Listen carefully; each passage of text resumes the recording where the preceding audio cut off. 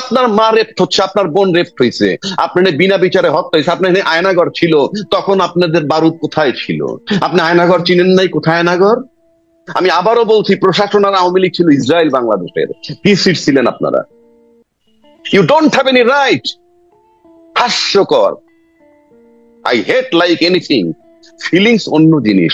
ফিলিস্তিনিদের জন্য আমার ফিলিংস আছে, ফিলিস্তিনিদের জন্য আপনার ফিলিংস আছে। কিন্তু যে লুটরা গিয়ে বাটার দোকান লুট করে, যদি ভেঙে চুরে জ্বালায় পড়ে যাইতো বুঝতাম, জুতা চুরি করে নিছে তো, খাবার লয়ে গেছে, প্লেট লয়ে গেছে, তার মানে কি? তার মানে আপনি লুট করতে নামছেন কখন? যখন আমার বিদেশিরা এখানে সম্মেলনে বসছে, বিনিয়োগের সম্মেলন, তখন। ফলোইং ডেতে আবার কি হয়েছে? হাইওয়ের উপরে গার্মেন্টস শ্রমিক ছাঁটাই নিয়ে আন্দোলন। কই, এই মুহূর্তে তো এগুলা নাই। আন্দোলন শেষ হয়ে গেল, ফিলিস্তিনদের ফিলিং শেষ হয়ে গেল, আবার একটা সম্মেলন ডাকবেন যেটা পাইন মারা যায়, সেইটা তখন আপনি আবার ইয়ে করবেন, যে আবার একটা আন্দোলন নিয়ে আসবেন। কই, এখন আন্দোলনটা কই? ফিলিস্তিনে তো এখনো মারতেছে না, থেমে গেছে। আমি সেজন্য বললাম। এইবার আসেন যে, এটা আমি শুধু এইটুক বললাম, এর বেশি বলার রুচি আমার নাই। আর 2 নম্বর আসেন, আপনি বললেন যে জনগণ বলছে ইউনূস সাহেবদেরকে 5 বছর দেখতে চাই। জনগণ কে সেটা আমার কাছে বড় কথা না, কিন্তু কথার বোল্ডনেসে মানুষ ভয় পাচ্ছে কেন? যে ইউনূস সাহেব আর 5 বছর থাকা দরকার, এই কথাটাই যে ভয়টা পায়, যারা বলে তার থাকার দরকার নাই, তাদের কথায় সেই গতি নাই, তাদের কথায় কোনো ইম্প্যাক্ট হয় না। তো এই দেশে বড় বড় রাজনৈতিক দল তাকে চায় না, নির্বাচন চায়, নির্বাচনের জন্য সিটিং ও করে, করুক 100 ভাগ। আমিও তো বলি, অযোগ্য সরকারকে তাড়ায় দেন, মাই চ্যালেঞ্জ, তাড়ায় দেন, আমি আপনাদের সাথে থাকবো যদি আপনার আন্দোলন যৌক্তিক হয়, মাঠে নামতে পারেন। একবারও আমি বলি নাই ইউনূস সাহেব দেবতা না, ইউনূস সাহেব দেবতা না। আপনি ইউনূস সাহেবকে নামায় দেন না মাঠে নেমে, আপনি আদায় করতে পারবেন। আপনি 12 বছর কিছু করতে পারেননি, এবং মাথার তাজ যিনি ছিলেন সবচেয়ে বড় দলের, সেই মাথার তাজটাকে মাত্র 2 কোটি টাকা এদিক সেদিক করার কারণে যখন তাকে 7 বছর জেল খাটাইছিল, সেই মাথার তাজের জন্য আপনারা কি করতে পেরেছেন? সেই মাথার তাজ যখন বিদেশে চিকিৎসার জন্য কাকুতি জানাচ্ছে, তখন তার সাথে ডালপালা সবাই কিন্তু বিদেশে বারবার গিয়ে চিকিৎসা করে। মাতুল্য নেত্রীর জন্য কোনো ফিলিং ছিল না। যে তাদের মাতুল্য নেত্রী যে যেতে পারে না, কোথায় টাচ করেছিল তাদের? আমি কিন্তু খুব দুঃখে কথাটা বলতেছি, কোন প্রেমে না, কারো বিরুদ্ধে নয়। খালেদা জিয়া একজন অসাধারণ মহিলা, আপসীর নেত্রী তাকে বলা হয়। তার যেটুক দুঃখ ঘুষাই দিছে এই ছাত্ররা, প্রফেসর ইউনূস এবং আর্মি চিফ তার বাসায় গিয়ে, এরপরে কি এক চুল দুঃখ কেউ দূর করতে পারছে তার আর?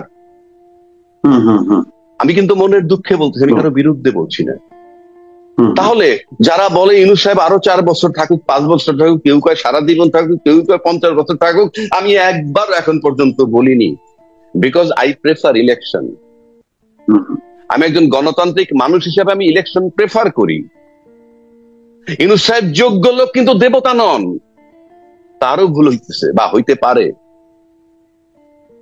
কিন্তু যারা তাকে রাখতে চান না, চ্যালেঞ্জ, এই লোক অযোগ্য, নির্বাচন পর্যন্ত আরেকটা লোক আনেন না, যিনি 3 মাসে নির্বাচন দিয়ে আরেকটা লোক আনেন, কেউ তো নাম বলতে পারতেছে না,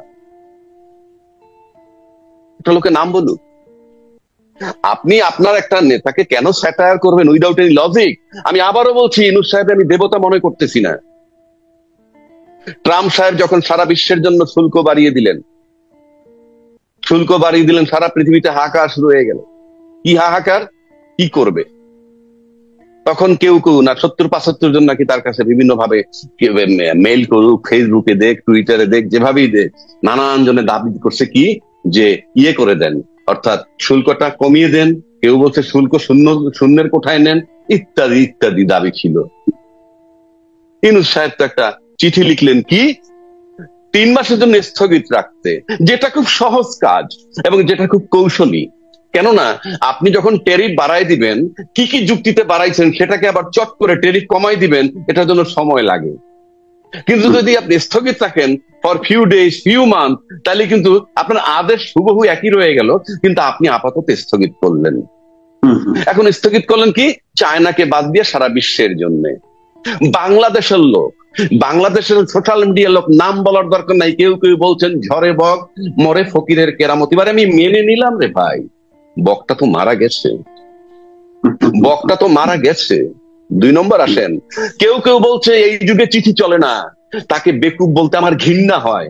এই যুগে চিঠি লাগে না, চিঠির দরকার নাই তো। যেই চিঠিটা আমরা দেখছি সেটাকে তো পিডিএফ ফর্মে ট্রাম্পের বাসায় পাঠিয়ে দেওয়া যায়, যত জায়গায় পাঠিয়ে দেওয়া যায়। এটা it's a question of 2-3 seconds বা 2-3 মিনিটস। এক নম্বর।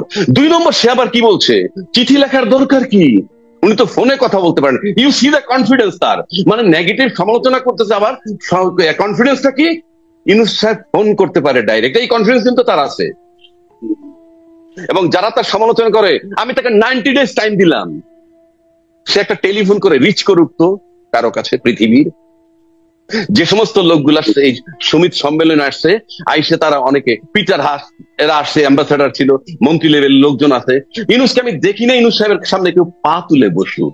আর যারা আমরা নিন্দা করতেছি, সমালোচনা করতেছি, একটা দাওয়াতও আমি পাইনি, আমাকে একটা দাওয়াতও তো দেয় নাই। একটা কথার কথা বলছি, আমি বলছি না, আমি আবারও বলছি, ইউনূস দেবতা নয়।